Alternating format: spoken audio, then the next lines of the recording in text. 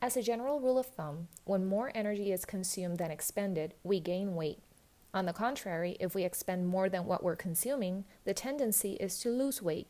So is it safe to say that by skipping breakfast, we would eventually consume less total calories during the day and in response lose weight? Well, that would seem accurate. But the fact is that not everyone's response to skipping breakfast is the same. Despite many scientific publications demonstrating the nutritional benefits of eating breakfast, skipping breakfast is one of the first changes in dietary habits people make in order to lose weight. Obesity is a serious problem worldwide, and it just so happens that although there are many factors that affect the development of overweight and obesity, skipping breakfast just might be one such factor. This is a phrase we know all too well. Breakfast like a king, lunch like a prince, and dine like a pauper. Even in Spanish we use it. It's the way of emphasizing the importance of starting your day off with a good, solid breakfast.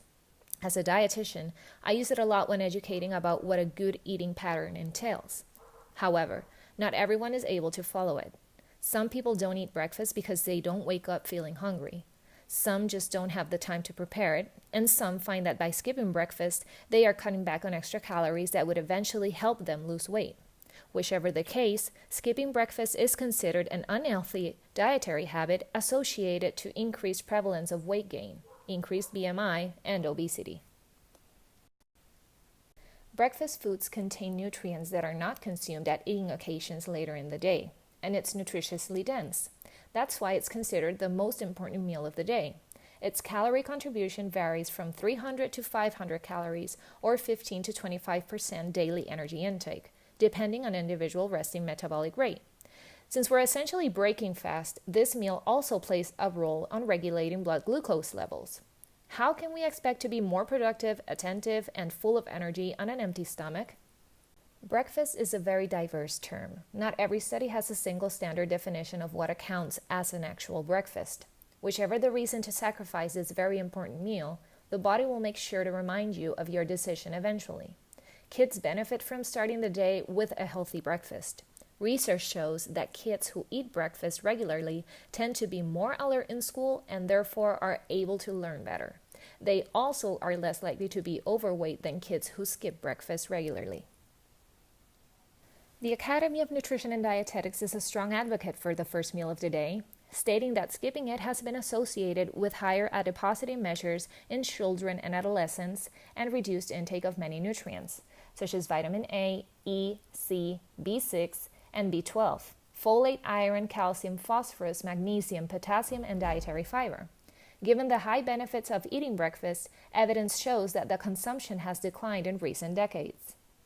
Unfortunately, for some people, having breakfast falls low on their list of priorities. Maybe because they're running late in the morning and it takes them time to prepare it, or simply because they're trying to cut back on the extra calories for weight concerns. This is more evident among young adults, due to the substantial changing lifestyle of college life, living alone, providing for young families, or just wanting to look leaner. Let's understand how metabolism works whilst asleep. Normal sleeping patterns include two stages: rapid eye movement stage and non-rapid eye movement stage, or deep sleep. During a good night's sleep, both leptin and ghrelin increase, but the latter decreases as the hours pass. This is believed to be due to melatonin-influenced, insulin-triggered leptin. This maintains elevated levels of leptin and prevents arousal during sleep due to hunger. In contrast, when a person is sleep-deprived, ghrelin levels increase. That's when the midnight snack cravings start to kick in. So with that basic knowledge of sleep and metabolism, essentially, if you want to start cutting back on extra calories without having to sacrifice any meal, try normalizing sleeping and eating patterns by consuming your last meal earlier in the evening and getting a good night's sleep. That way the body will metabolize better and be better prepared for the next meal when you wake up. Okay, now back to breakfast. Sometimes even more important than consuming breakfast is the type of breakfast. A diet rich in high-quality protein is gaining scientific support as a successful strategy to promote weight loss. This particular research found that in overweight or obese teenage girls, starting the day off with a high-protein breakfast, including egg and beef as the main protein source, improved dietary quality and led to reductions in the hunger-stimulating hormone ghrelin, increasing satiety, hormone peptide tyrosine, and reduced evening snacking of high-fat foods compared with skipping breakfast. However, skipping breakfast led to similar daily intake compared with a high-protein breakfast. This other study with adult healthy women who were regular breakfast eaters wanted to evaluate the acute effects of skipping breakfast on energy intake and physical activity. Results were that participants who skipped breakfast had lower physical activity energy expenditures than those who ate breakfast, and they experienced an increase in energy intake at lunch, although not sufficient to compensate for the missing breakfast. Let's take a look at other evidence about skipping breakfast as a weight loss strategy. Study 1 showed that skipping breakfast had significant effects on body weight. Comparing to both breakfast groups, the group that skipped breakfast had lower body weight and higher change in body weight. There were no significant differences in weight when comparing both breakfast groups, the cornflakes cereal group and the oat porridge group. Between all the groups studied, there were no significant differences in final body fat mass, waist circumference, waist to hip ratio, blood pressure, and resting energy expenditure. However, even though changes in body weight were positively associated with skipping breakfast, post-intervention total cholesterol concentrations were significantly higher in the control group, or no breakfast group, and both breakfast groups. So in the end, it should be kept in mind that although skipping breakfast may be the more effective strategy to achieve weight loss than eating breakfast, there are associated detrimental effects on the total cholesterol concentrations. Study 2 examined the effects of consuming breakfast on subsequent energy intake during the day. For this purpose, 2 studies were examined. Study 2.1 examined the effects of a standardized breakfast with the energy intake of an ad libitum lunch, and Study 2.2 studied the effects of an ad libitum breakfast would have on energy intake on subsequent meals. Results of skipping breakfast in Study 2.1 showed that there was no significant increase in energy intake in the subsequent meal. In Study 2.2, skipping breakfast caused a greater intake of energy at lunch, but was not significantly different on other eating occasions. In the end, both studies demonstrate that skipping breakfast does not result in an increase in energy intake sufficient to counterbalance the energy deficit from skipping breakfast.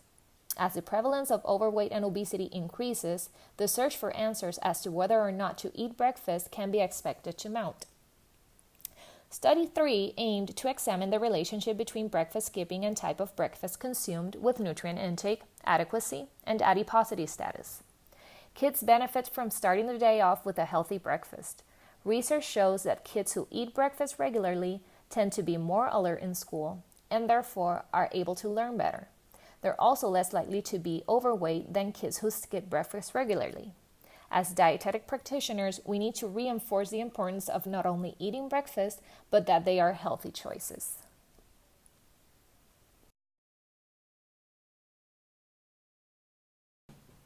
So in conclusion, although skipping breakfast does show some benefits for weight loss in some people, it may not be a realistic approach for others, as it may have the potential to backfire and cause other problems, like triggering unhealthy eating and snacking habits later on, or cause an insufficient supply of daily nutrients important for health that are more commonly consumed during this particular meal.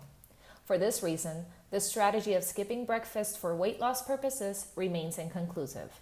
A better approach to lose weight would be to follow a meal plan with the help of a registered dietitian that covers all of your basic nutritional needs, that best adapts to your schedule, socioeconomic and health status, and that incorporates daily physical activity. In the end, what we want is a lifestyle change that can help reach weight loss goals without sacrificing one of the biggest pleasures of life, food.